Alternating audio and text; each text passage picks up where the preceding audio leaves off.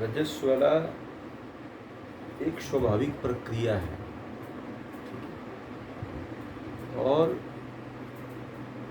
इसका संबंध सृजन से है।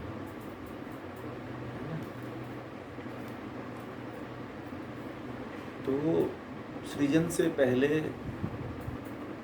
भी आप लोगों ने पढ़ा था कि जब सृजन होता है, जब सृष्टि का निर्माण होता है तो कणों में हलचल उत्पन्न होता है।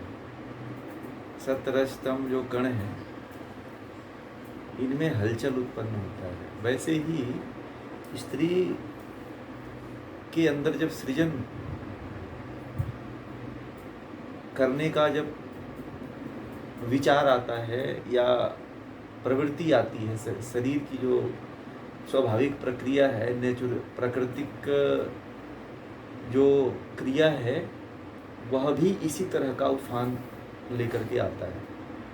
जो स्त्री 3 या 4 दिन या 5 दिन या 1 हफ्ते में जो रजस्वला की स्थिति होती है, रज का जो बाहर निष्कासन होता है, उसमें स्त्री पीड़ा में होती है। और वह पीड़ा जो है एक नए जीव की उत्पत्ति का कारण बनता है ना। परंतु ऐसा जो लोग कहते हैं कि पुराणों में इस तरह का लिखा हुआ है, उस तरह का लिखा हुआ है, तो ये सब बातें जो है कुछ तो शास्त्र विरुद्ध भी लगती हैं, वेदोक्त जो है। कुछ बातें इसमें सही भी हैं, कुछ बातें गलत भी हैं, ठीक है।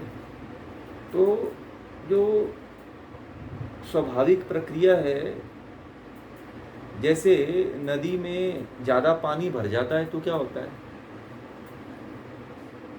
क्या होता है, बहाव होता है। उसी तरह से स्त्री के शरीर में सृजन के लिए क्या होता है, सृजन यानी कि एक नए जीव को उत्पन्न करने के लिए जो बाहर का, जो भीतर के अंदर जो ज़्यादा भरा हुआ कचरा रहता है, उसको इस रजस्वला के द्वारा जो है कृत्रिम प्राकृतिक सफाई होती है। प्राकृतिक रूप से क्या होती है, एक तरह से यह सफाई का कार्य है जो प्रकृति के द्वारा स्वतः ये प्रदत्त है।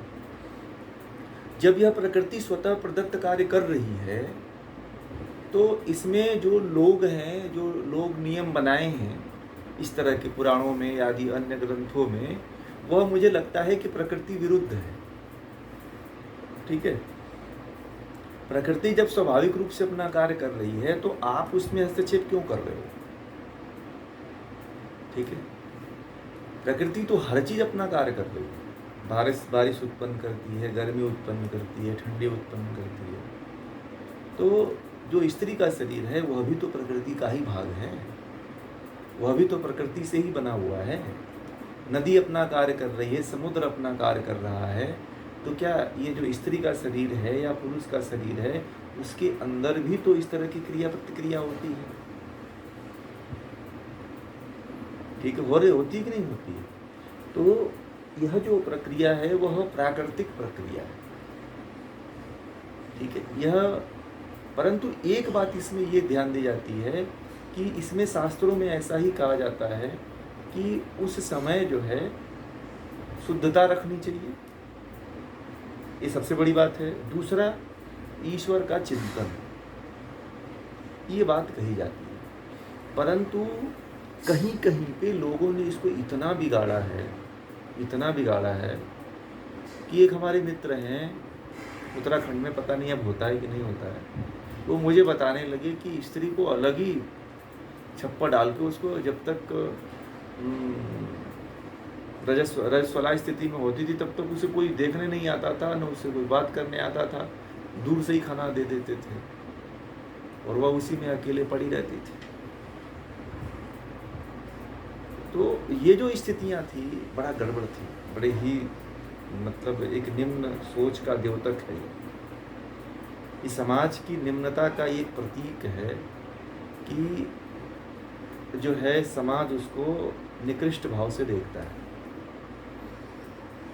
जहाँ से पुरुष उत्पन्न होता है, जहाँ से स्त्री उत्पन्न होती है, उसी को वह निकृष्टता की दृष्टि से देखता है।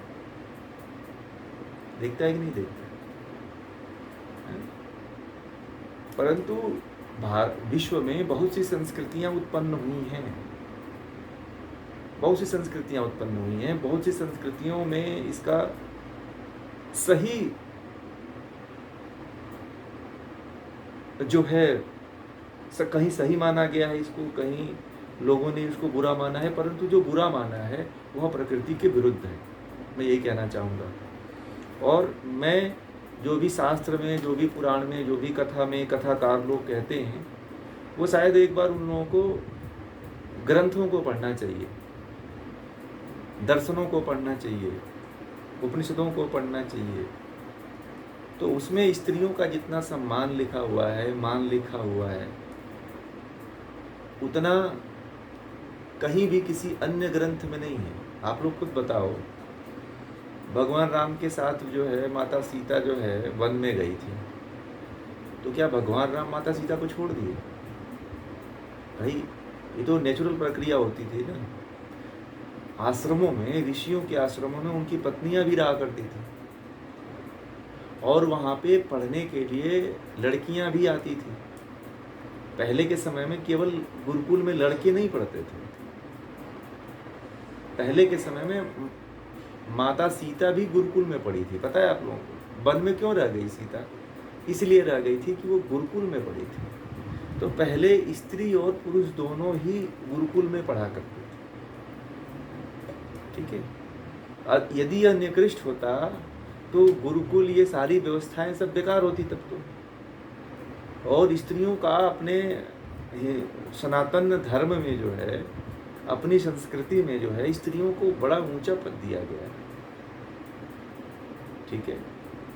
तो इस तरह की निकृष्टता तो कहीं देखने के लिए नहीं आई, किसी शास्त्र में ऐसा लिखा, रामायण में भी नहीं लिखा हुआ है, महाभारत में भी द्रौपदी और कुंती थी, इस तरह की बात कहीं नहीं लिखा हुआ है कि उनको जो है घर से निकाल दिया गया, या उनको हे दृष्टि से देखा गया, या उनको जो है उनके प्रति यह भावना रखी गई।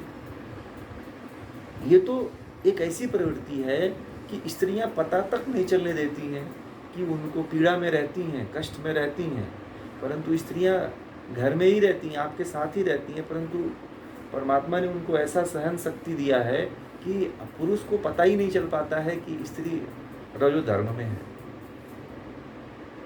फिर भी कुछ समाज के ऐसे लोग हैं जो इसको हे दृष्टि से देखते हैं।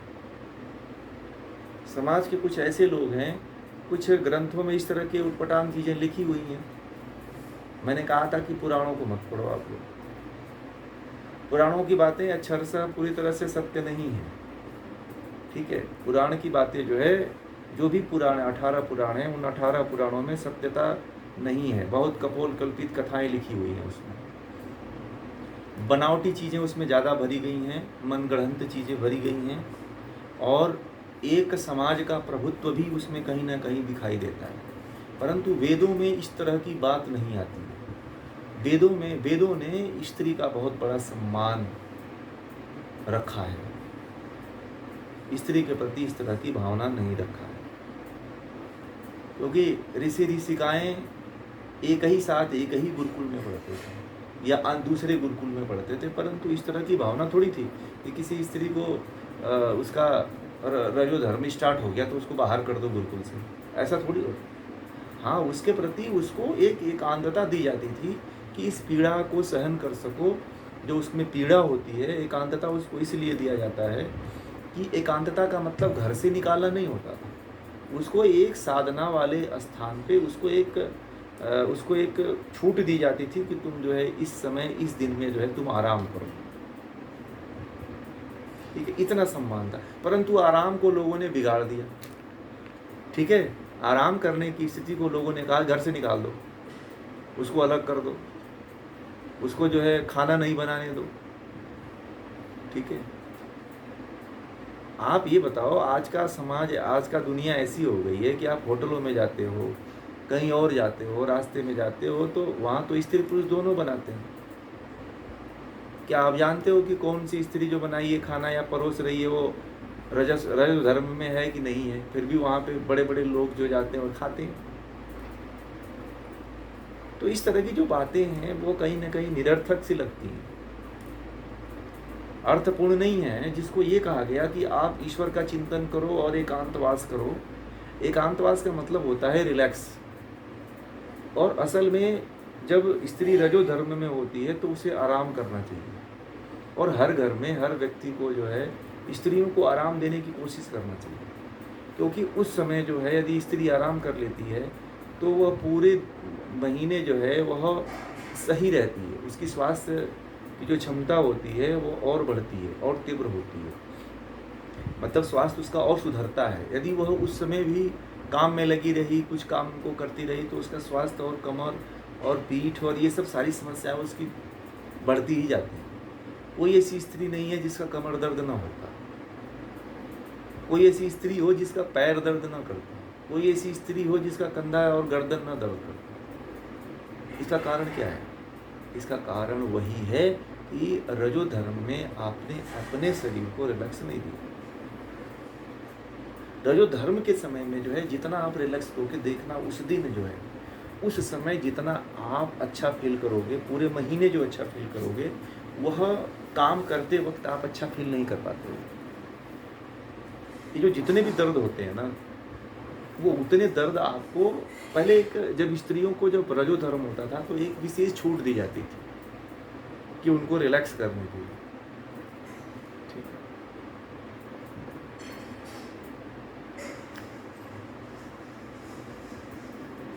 व्यासपीठ का मतलब क्या?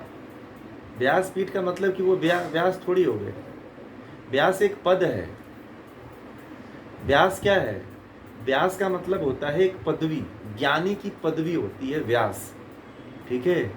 और वो ज्ञानी थोड़ी हो गए जो कथा कह रहे हैं, वो तो एक इतिहास और एक किस्सा सुना रहे हैं, तो वो ज्ञानी थोड़ी हो गए। ज्ञानी उसको कहते हैं जिसको ज्ञान हो, सभी वेदों का, दर्शनों का, उपनिषदों का जिसको ज्ञान हो, उसको व्यास कहते हैं।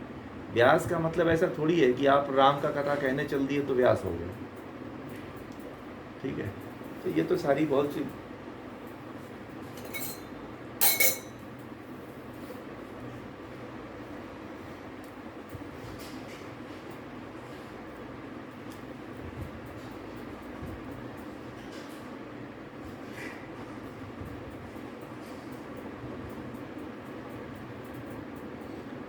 पता इसलिए नहीं है कि जो कथा करने वाले लोग हैं या जो आपको बताने वाले लोग हैं वो लोग शास्त्र पढ़े ही नहीं हैं। वो केवल राम ले दे के रामचरितमानस और यही पूरा रट्टा मार रखे हैं पूरा। ठीक है। अगर अन्य शास्त्र को पढ़ा जाए जो हमको मोक्ष की तरफ लेके जाता है, आध्यात्म की तरफ लेके जाता है, आप लोग इतना ग्रंथ पढ़े हो, कहीं ऐसी बातें आप लोगों को मिली? इस तरह की बातें कहीं लिखा हुआ है? नहीं लिखा हुआ है ना। तो ये जो लोग बताते हैं, कुछ तो क्या करते हैं कि अपने आप को अट्रैक्ट करने के लिए, आपको प्रभावित करने के लिए, स्त्री पुरुष के अंदर विभेद पैदा करने के लिए, मान सम्मान को घटाने के लिए। अभी कुछ दिन पहले हमने बात किया था गायत्री मंत्र को। कुछ जो है महाराज लोग जो है कह रहे हैं कि स्त्री को गायत्री मंत्र बोलना ही नहीं चाहिए। ठीक है। तो ऐसे जो है इस तरह से क्या होता है, पुरुष समाज, पुरुष प्रधानता बढ़ती है और स्त्री एक वस्तु बन के रह जाती है।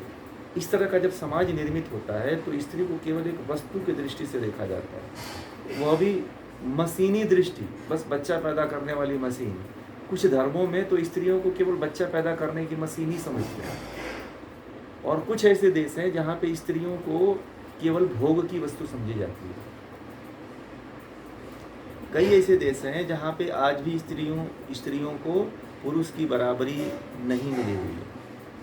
हमारे देश में ऐसे आज भी महिलाएं हैं जो मान में, मर्यादा में, इज्जत में इस तरह की कष्ट झेल रही हैं।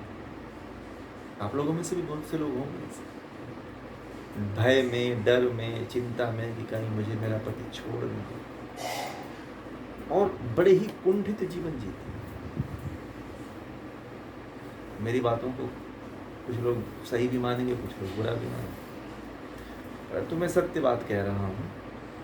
तो स्त्री जो है चाहे पुरुष जो है वह दोनों एक आत्मा है, दोनों में कोई विभेद नहीं है, केवल लिंग का अंतर है। ठीक है, किसका अंतर है? केवल लिंग का अंतर। अपने कर्मों से आप स्त्री बन गए और अब पुरुष जो है अपने कर्मों से, वो आत्मा अच्छा कर्म की थी तो पुरुष बन गए। अब ऐसा भी नहीं है कि जो स्त्री है वो पुरुष नहीं बनेगी। अगर इसका पुरुषत्व का गुण रहता है तो अगले जन्म में आप पुरुष हो जाओ।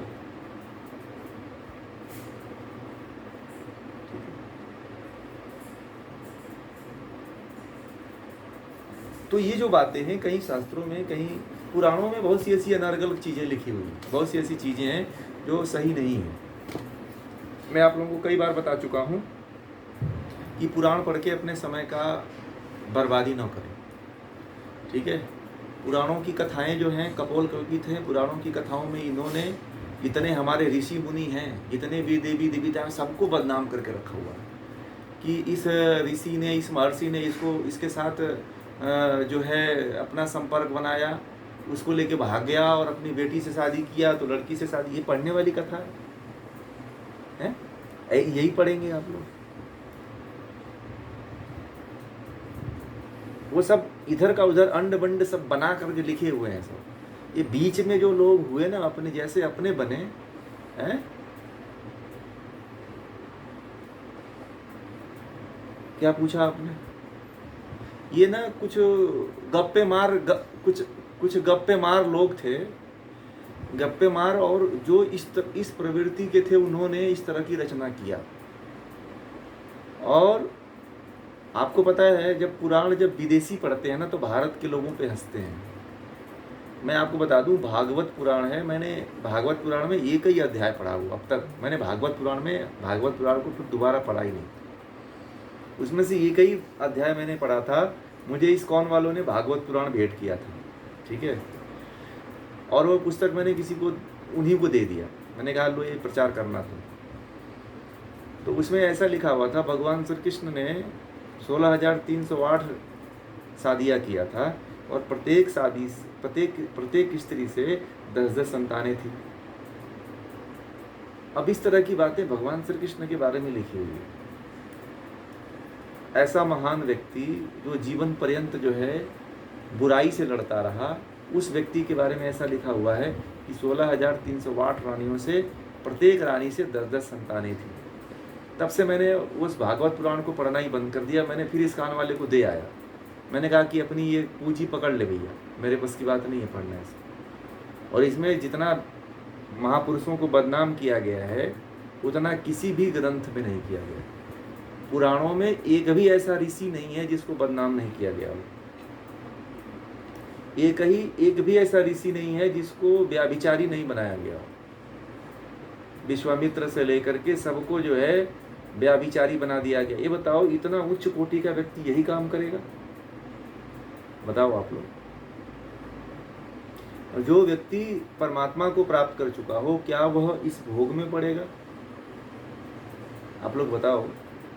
जो इतनी ऊंचाइयों को छुआ हो, जो ईश्वर आत्मा को जानता हो, परमात्मा को जानता हो, वह व्यक्ति भोग में लिप्त होगा? पुराण इसीलिए मैं कहता हूं कि मत पढ़ो आप। हाँ, अगर पढ़ना है, बहुत ज़्यादा ज्ञान हो जाए तब पढ़ना आप लोग। किसी से वार्ता करने के लिए, किसी से वार्तालाप करने के लिए आप पुराण पढ़ना, अभी नहीं। अभी पूरा ज्ञान ले लो, उसके बाद से पुराण पढ़ना आप लोग। अभी आप परिपक्व नहीं हो, भटक जाओगे अभी आप। ठीक है, इसीलिए पुराणों को मैं मना करता हूँ कि अभी मत पढ़ो पुराणों को।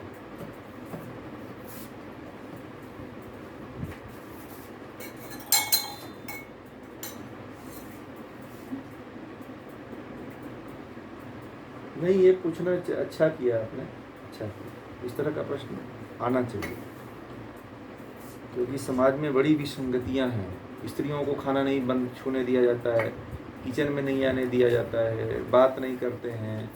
पता है ये इलायची के बारे में जानते हैं आप लोग? इलायची की जो खेती होती है ना, ठीक है, उसमें जब तक स्त्री नहीं जाएगी तब तक फल ही नहीं लगता। रजस वाला स्त्री जब जाती है तभी वो फल उसमें लगते हैं और फल फूलते हैं, नहीं तो वो उसका फल लगते ही नहीं है, लगते भी हैं तो उसका फल सूख जाते हैं। समझ लो।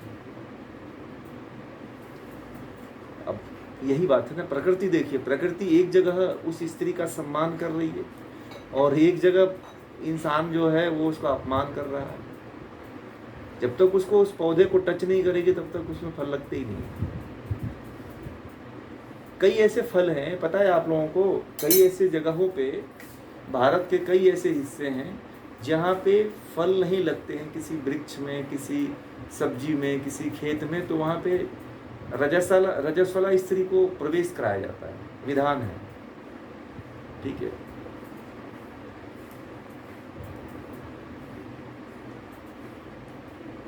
सबसे बेस्ट मार्केटिंग इसीलिए नहीं, स्त्री खुद खुद पूजा करे। अब देखिए कामाख्या में चले जाओ आप, तो कामाख्या में उसी रूप की पूजा होती है, हैं? वो नदी में जो है वह रज जो है बहता रहता है। गए ना कामाख्या में बहुत लोग, तो उसी की पूजा होती है कि नहीं होती है? होती है ना। तो आप ऐसा नहीं कह सकती पूजा नहीं होती, परंतु उसका पूजा करेंगे। वह द्योतक है हर स्त्री के सम्मान का। कामाख्या का जो मंदिर है वह मंदिर यही कहता है, हमें वही संदेश देता है कि आप हर स्त्री का जब रजो धर्म में जब हो वह स्त्री, तो उस स्त्री की पूजा करो, उसका सम्मान करो, उसको इज्जत दो, उसको हे दृष्टि से मत देखो, उसको गलत दृष्टि से मत देखो, ये कहता है समाज। कामाख्या असम में पड़ता है, कामाख्या मंदिर है, वहाँ पे जो है एक शक्तिपीठ है वो, और वहाँ पे योनि वाला भाग गिरा हुआ था।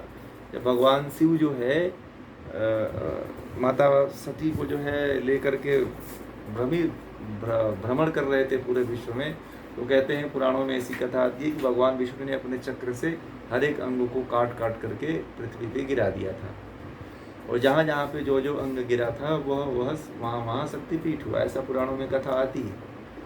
तो वह वहाँ पे कहते हैं कि वहाँ पे एक माता सती का जो है वह अंग गिरा था जहाँ से रजो धर्म निकलता है, तो वहाँ पे उसका पूजा होता है। जो लोग गए होंगे वो जानते होंगे, है ना। जी जी बोलिए।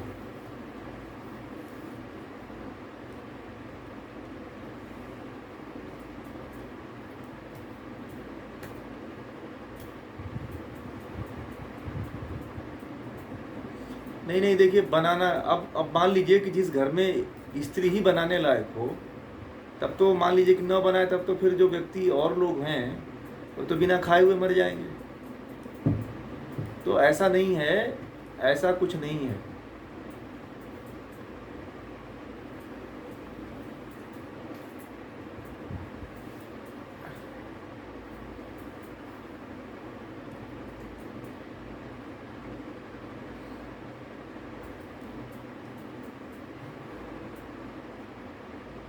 नहीं ऐसा नहीं। अब तो देखिए, अब तो स्त्रियां डेली नहाती हैं, चाहे रजो धर्म में हो तब भी जो है प्रतिदिन स्त्रियां साफ सफाई का ध्यान रखती हैं और स्नान भी करती हैं। बाल नहीं धोती हैं स्त्रियां, ये कहो बाल नहीं धोती हैं 3 दिन तक 4 दिन तक, जब तक उनका रजो धर्म चलता रहता है तब तक। बाल न धोने का कारण यही है कि वह हमारे जो है पूरे जो है नर्वस सिस्टम से संबंधित होता है, ठीक है। और हाँ, वो पित्त भी कारण होता है, तो इसलिए जो है वह सिर पे जो है पानी जल नहीं डालती है, ठीक है। तो बाकी और कोई अशुद्धता नहीं होती है। अब तो ये बातें जो है वैज्ञानिक रूप से भी प्रमाणित हो चुकी हैं, और बहुत से ग्रंथों में भी इस तरह की बातें नहीं हैं। हाँ, उस समय उनको जो है एकांत में बैठ करके भगवान का चिंतन मनन करना चाहिए। बाकी जो अपना दायित्व है उस दायित्व को पूरा भी करना चाहिए। कोई भी स्त्री हो, अगर घर में कुछ असहाय लोग हों और उसी पे डिपेंड हो, तो फिर तो करना पड़ेगा ना स्त्री।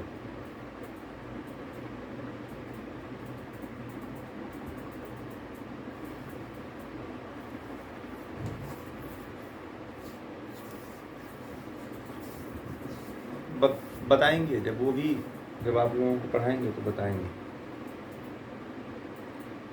तो इसीलिए जो है ये जो बातें समाज में फैली हुई हैं, इन समाज इस तरह के समाज से ऊपर उठना चाहिए। अब बताइए, जितने भी हमारे ऋषि मुनि हुए हैं सभी गृहस्थ थे। क्या थे? ब्रह्मा से लेके जैमिनी पर्यंत तक जितने ऋषि हुए हैं सारे गृहस्थ थे। आपके जितने देवी देवता, भगवान शिव ले लो, ब्रह्मा जी ले लो, विष्णु जी ले लो, सब गृहस्थ थे। कोई ऐसा व्यक्ति नहीं हुआ है जो इस नियम के विरुद्ध गया हो, आदि शंकराचार्य को छोड़ करके, और इस समय के जो नव सन्यासी हैं उनको छोड़ करके। ठीक है, आज का जो सन्यासी है जो अपने केवल उछाह में जो है अपने ग्लैमरस जीवन के लिए जो है आजकल बड़े बड़े नवयुवक जो है इसके लिए तैयार हो जाते हैं कि चलो सन्यास ले लेते हैं। सन्यास हमारे देश की परंपरा रही है, परंतु जीवन के अंतिम पड़ाव में रही है, जीवन के उग्र पड़ाव में नहीं रही है। हमारी संस्कृति तो क्या रही है? हमारी संस्कृति ब्रह्मचर्य, गृहस्थ, वानप्रस्थ और सन्यास की रही है। आप पहले ही आप ला के सन्यास को खड़ा कर दे रहे हो। वृत्तियां मन में खूब उठ रही हैं। मैं बहुत से ऐसे सन्यासियों को जानता हूं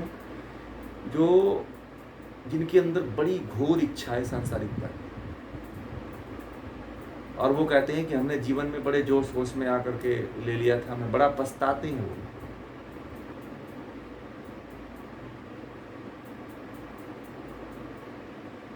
वृत्तियां उनकी भटकती रहती हैं संसार की तरफ, संसार में वो भी भटकते रहते हैं। संसार से दूर जाने के लिए संन्यास तो ले लिया, परंतु वित्तेषणा लोकेषणा पुत्रेषणा नहीं जाती है। ऐषणाएं उनके अंदर बहुत घोर रहती है। मैंने देखा है।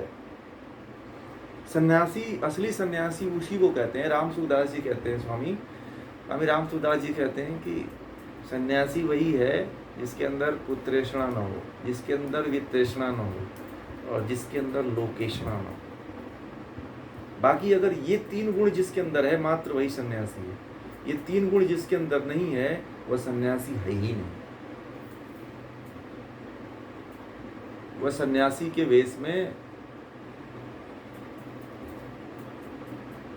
आप लोग समझ गए। वित्तेषणा मतलब धन की इच्छा, धन का लालच। कोई कह रहा है कि मैं अंबानी बनूंगा, कोई कह रहा है कि मैं अडानी बनूंगा, उसकी इच्छा बढ़ती चली जा रही है।